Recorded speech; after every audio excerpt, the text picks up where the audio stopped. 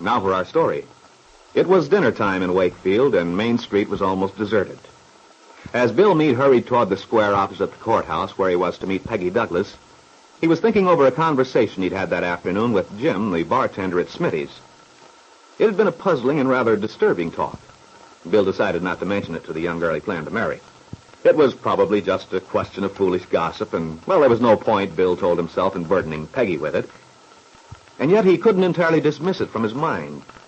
If it was a joke, this story which connected his name with that of Carla Descari, it was certainly an unpleasant one, and probably the best thing would be to ignore it entirely.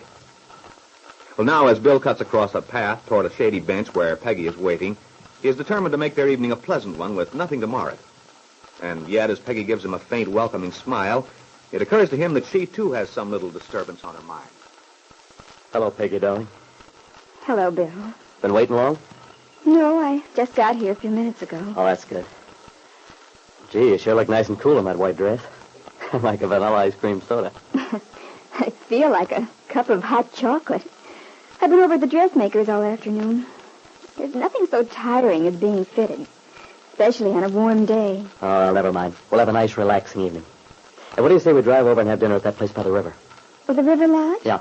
Oh, well, Bill, I think that'd be nice. I'll have to go home first and freshen up a bit. I'd be a disgrace to you in my present wilted condition. You look all right to me. But if you'd rather... Yeah, I would. You sure you won't mind waiting while I shave? No, of course not. Okay, then.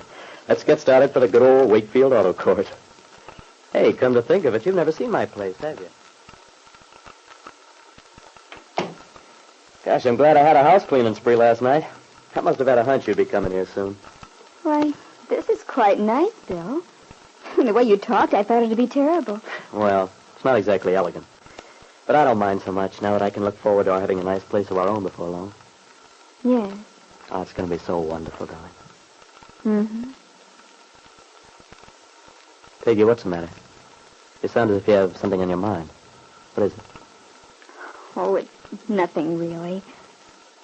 I was just thinking of something Emily Ames said today. She the dressmaker? Yes. I imagine they're like barbers. They'll talk your arm off if you give them half a chance. Well, what did she have to say? Oh, it's probably not worth mentioning. It just made me a little uncomfortable at the time. Well, if it bothered you, you better tell me. Well, I'll try, Bill.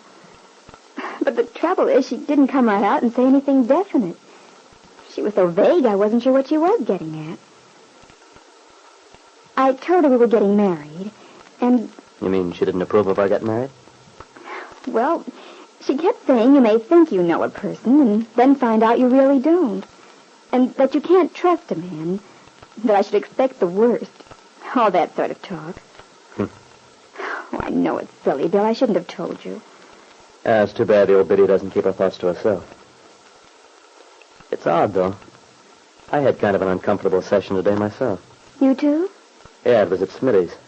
The guy who was the bartender there made some crack about my being a man about town or some such thing. Well, that's funny. That's what Emily seemed to think. Well, this fella even mentioned names. Seems he thought I... Oh, it's too ridiculous even to talk about. No, Bill. Tell me what he said. Well, it was something about Carla Descari. Carla? I know. I told you it was crazy. Finally, I decided he was just kidding me. But why he'd connect me with Carla just doesn't make sense. No, it doesn't. Except, Bill, I was thinking of the other day when Mario came by the farm, remember? Yeah, sure I do. We both noticed at the time that he acted rather cold, almost unfriendly. Yeah. Yeah, that's right, he did. Oh, but good Lord, Mario knows I'm a friend of his.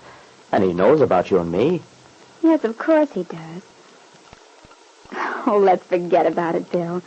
We're probably exaggerating the importance of the whole thing. We're taking things too seriously. Yeah, maybe you're right, Peggy. Okay. We've got better things to think about anyway. We mustn't let what people say get us down after we've weathered things so far. We're going to be okay. I'm sure we are, Bill. But there's still one thing that bothers me a little. Now what? Maybe it's foolish, but I can't help wondering about Kitt. Kitt? Oh, darling, after we've agreed not to think about the past. I know, but I keep wondering what happened to her. So odd, the way she just disappeared. I can't help wondering where she is. And at that same moment, far away in Miami Beach, the young woman Peggy and Bill would like to forget, but cannot, has just opened the door of her dingy room to admit her landlady. Ever since the previous day when she'd been shocked by signs of Kitt's extreme mental disturbance, Mrs. Brotherton had been uneasy, worrying about this strange girl who talks wild nonsense at one moment and in the next becomes coldly logical. Now, as Kitt stares at her defiantly, she says, I knocked on your door earlier, Miss Cummins. I knew you were here, but you didn't answer. What about it? What do you want? Well, I wanted to have a talk with you. Look, Mrs. Brotherton, I've paid my rent on this room. It should entitle me to some privacy.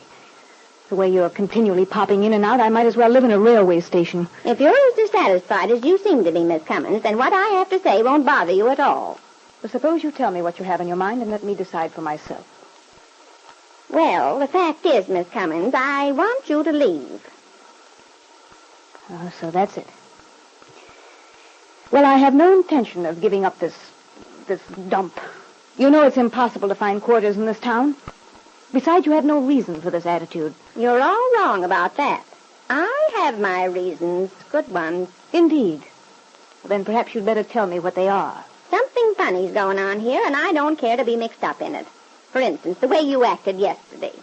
Yesterday? My good woman, I didn't even see you yesterday.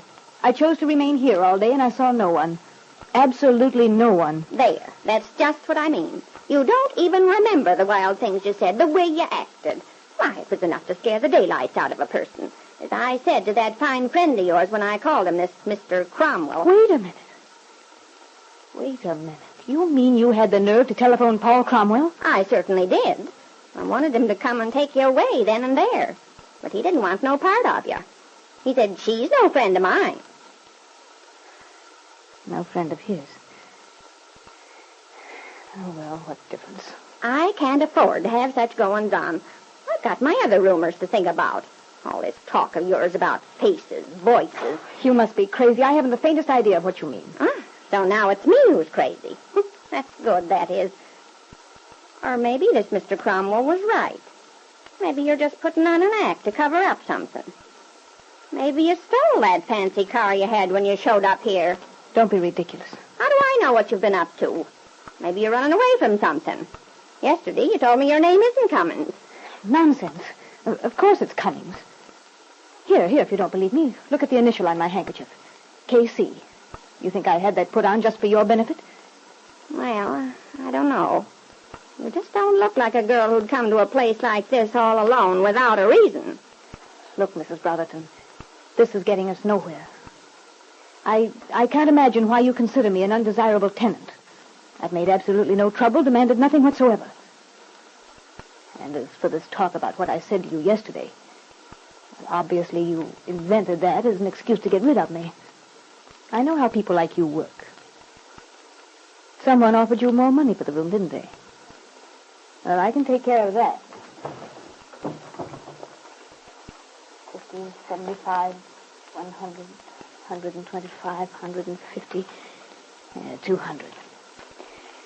There you are, Mrs. Brotherton. It's all yours. Surely $200 ought to appeal to your, shall we say, better nature. Kitt Calvert, bribing her landlady in order to stay in the shabby room to which she has retreated. Kitt, whose mind veers from normalcy to a tormented world of visions and hallucinations. And in Wakefield, Kitt's father, smarting under the disgrace of the daughters brought on him, has started a revengeful plan by which he hopes to discredit his ex-son-in-law, Bill Meade, unaware that while he attempts to destroy the innocent happiness of Mario and Carla Descari, his own daughter is on the verge of catastrophe.